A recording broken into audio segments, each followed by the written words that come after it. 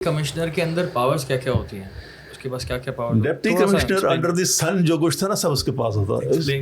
कानून जो है उसमें एक CRPC है, एक्ट है, उसके अंदर जो पावर उसको दी थी उसमें जनरली स्पीकिंग इस किस्म की पावर्स थी जो चाहे कर सकता था। जितने भी कानून 150-200 कानून बने हुए थे उस ज़माने में, अंग्रेज़ के ज़माने के, हर कानून के अंदर जो है deputy commissioner, district magistrate, assistant commissioner, उनको पावर्स दी गई थी टू डील विद पीपल। आप एग्रीकल्चर के मैटर हैं, आप डिज़ास्टर मैनेजमेंट है, फ्लड आ गया है, लोगों की मदद करनी है, किसी को बंद करना है, कानून के नाम है आपने आप एक सेक्शन 144 तो आपने सुना होगा। सेक्शन 144 इनफैक्ट क्या है? ये वो पावर है जो असम्बलीज एक्सरसाइज करती हैं, लेजिस्लेशन की पावर। सेक्शन 144 के तहत आप किसी भी चीज़ को न्यूसेंस डिक्लेयर करके आप ये कह सकते थे जनाब इसको इस तरीके से होना चाहिए, ये है। अब जनरली तो ये होता है ना कि आप कहते हैं सेक्शन 144 लग गया, 4 आदमी इकट्ठे ना हो, 5 आदमी इकट्ठे ना हो, जुलूस ना निकालो। उसके अंदर ऐसी चीज़ें थी, लेट्स से कि जी आप समझते हैं कोई न्यूसेंस किसी जगह पे क्रिएट कर रहा है, आपने ऑर्डर कर दिया, उसके तहत 107-17 एक सेक्शन होता है CRPC के अंदर, उसमें आपको ये अथॉरिटी होती है कि किसी भी शख्स को जो है उसकी आप उसको कमांड दें आप और उसको कहें कि आप जो आपने इस तरीके से बिहेव करना है, अगर इस तरीके से बिहेव नहीं करेगा उसको जेल में डाल सकते हैं।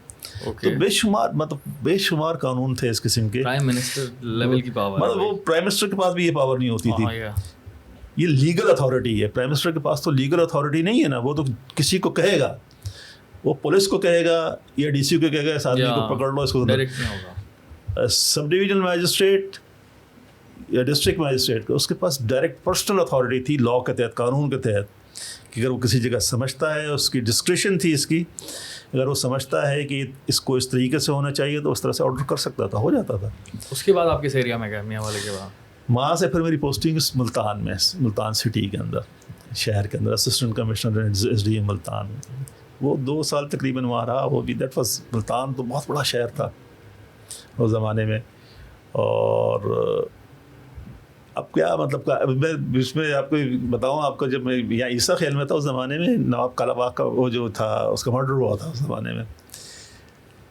तो वहाँ पे एक ट्राइब है अक्रॉस द इंडस, बनी अगवान, और इनका तो इस पर क्या नाम है, वो होता था रोज़ाना फायरिंग होती थी वहाँ पर, आपस में लड़ाइयाँ हुआ करती थी उस ज़माने में। तो आई वॉज देयर। उस ज़माने में मैंने आर्मी ऑपरेशन करवाया था वहाँ पे, उस ज़माने की बात कर रहा हूँ। आपने करवाया था? मतलब इतनी पावर होती थी कि जी बिल्कुल। फ्रंटियर कोर जो थी बाकायदा आई थी तोपे लेकर और गने लेकर, और I was the civilian officer in charge of that operation, SDM के लेवल का। और वहाँ से कौन था? मेजर जनरल था जिसको कमांड कर रहा था उस ज़माने में। तो मैं तो ये उस वक्त की बातें हैं, उस वक्त जो अथॉरिटी थी आपकी उस तरह से। फिर मुल्तान पोस्ट हो गया। मुल्तान बस अनदर एरिया, वहाँ तो रूरल एरिया था, बिल्कुल ट्राइबल एरिया था, वो सारा ट्राइबल एरिया इनफैक्ट सारा था जहाँ मैं पहले डील कर रहा था। मुल्तान शहर में आ गया तो ज़ाहिर सिविलाइज उस तरीके से, यहाँ की डायनामिक्स मुख्तलिफ थी, यहाँ डिफरेंट था।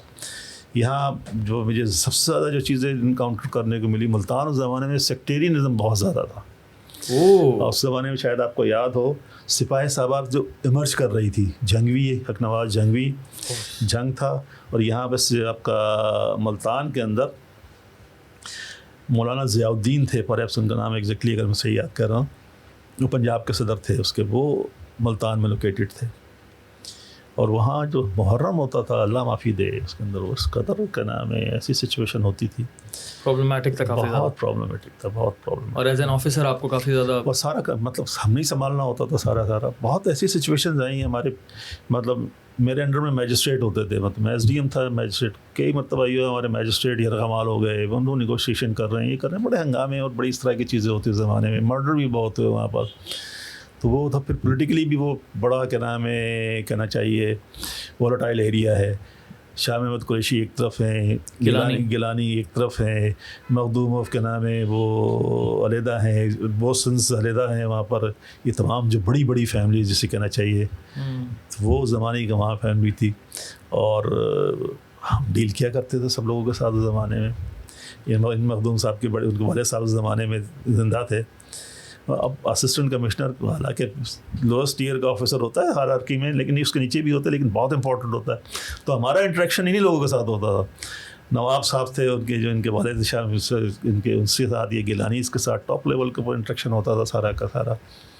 और इलेक्शन कंडक्ट कराना जो काम होता था ज़माने में ब्यूरोक्रेसी का काम होता, हमारा काम होता था। इलेक्शन हम कराया करते थे सारे। लोकल गवर्नमेंट का इलेक्शन मैंने कराया वहाँ पर, नेशनल असम्बली का, प्रोविंशियल असम्बली के इलेक्शन हम कराए। हम ही रिटर्निंग ऑफिसर होते थे, हम ही क्या नाम है रजिस्ट्रेशन ऑफिसर होते थे, वोट भी हम दर्ज करते थे, सारे काम।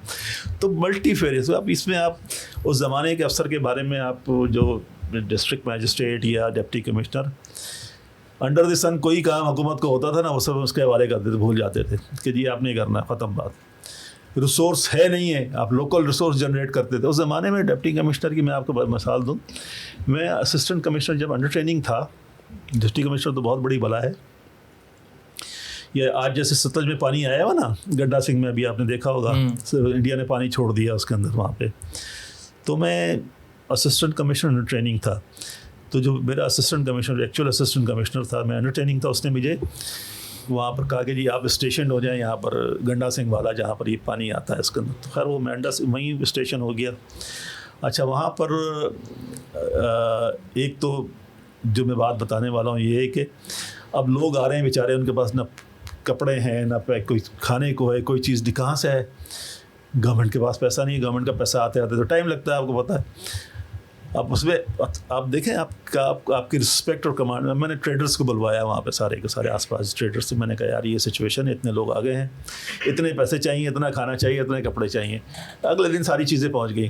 किसी ने नहीं पूछा कि जनाब ये पैसा कहाँ जाएगा, कैसे होगा, क्या होगा, इसके आप हमें कीमत दोगे कि नहीं दोगे। वो हमने लोगों में डिस्ट्रीब्यूट किया, तमाम उनकी मदद की सारी उसके अंदर। बाद में जब सरकार से पैसे आए तो उनकी पेमेंट कर दी हमने इसके अंदर। तो ये उस ज़माने के अंदर जो आपके ऊपर कॉन्फिडेंस था, ट्रस्ट था लोगों का, वो सबसे इम्पोर्टेंट चीज़ होती थी। देखिए कोई बहुत बड़ी बात थी, तो बहुत बड़ी बात है। मशीनरी जो होती है गवर्नमेंट की या गवर्नमेंट के जो इदारे होते हैं वो ट्रस्ट पे चलते हैं। पब्लिक ट्रस्ट आपके ऊपर है ना, तो आप डिलीवर भी कर सकते हैं और चीज़ें चलती भी हैं। आज के दौर में क्या हो गया, अनफॉर्चुनेटली ब्यूरोक्रेसी पे जैसे आपने बात की, लोगों का ट्रस्ट ख़त्म हो गया है। उस ज़माने में ट्रस्ट होता था। मैं आपको बताऊँ, मैं डिप्टी कमिश्नर भी रहा, हम करोड़ों रुपए खर्च कर दिया करते थे सिर्फ उधार के ऊपर। जब इस किस्म की सिचुएशन, फ्लड आ रहा है, आपका डिज़ास्टर कोई आ गया, लोगों को चीज़ें देनी है, और लोगों को ये कॉन्फिडेंस होता था, वो हमें सब दे जाते थे कि ये पैसे हमें मिल जाएंगे। और होता भी यही था। सरकार भी हमारा भरोसा करती थी। सरकार कभी हमसे ये नहीं पूछती थी, हमने लिख के भेज दिया कि 5 करोड़ चाहिए हमें, तो कभी ये नहीं कहते थे कि यार कहाँ खर्च किए, क्यों किए। 5 करोड़ आ जाया करते थे और 5 करोड़ लोगों को मिल जाया करते थे। तो लोगों का ट्रस्ट और कॉन्फिडेंस था उस ज़माने की सिस्टम के अंदर, ब्यूरोक्रेसी के अंदर। ये तो वक्त के साथ चीज़ें ख़राब होती चली गई और बाय डिज़ाइन भी ख़राब की गई हैं। देखें बाय डिज़ाइन देखें, इस मुल्क के अंदर पावर सेंटर है ना, 2-3 पावर सेंटर हैं बेसिकली। अगर आप पॉलिटिशियन एक पावर सेंटर है, जुडिशरी दूसरा पावर सेंटर है, bureaucracy another power centre, army military power centre है। अच्छा, ये जो पावर के सेंटर होते हैं, इनके अंदर टसल होती है हमेशा, एक दूसरे से पावर गेन करने की कोशिश करते हैं इसके अंदर। उसके अंदर जो वीकेस्ट लिंक था ना, वो ब्यूरोक्रेसी थी। अच्छा जी, नेचुरली हम देखें ना बंदूक है हमारे पास, ना हमें प्रोटेक्शन है जुडिशरी जैसी, ना पॉलिटिकल वर्कर, ना पॉलिटिकल, हमारे पीछे 50,000 आदमी हैं, कुछ नहीं है। नतीजा ये हुआ, जो वीकेस्ट लिंक था वो पिटता गया, मरता गया, उसकी पावर्स विड्रॉ होती गई और पावर्स डिस्ट्रीब्यूट होती गई। कहीं जुडिशरी ने ले ली। अब जैसे डिस्ट्रिक्ट मैजिस्ट्रेट की जितनी पावर थी, अल्टीमेटली जुडिशरी के पास गई, कुछ पुलिस के पास चली गई, कुछ के नाम है पॉलिटिशियंस ने ले ली, कुछ आर्मी ने अपना ली। तो ये सारा सिलसिला, तो जो वीकेस्ट लिंक था वो सब तबाह होता चला गया।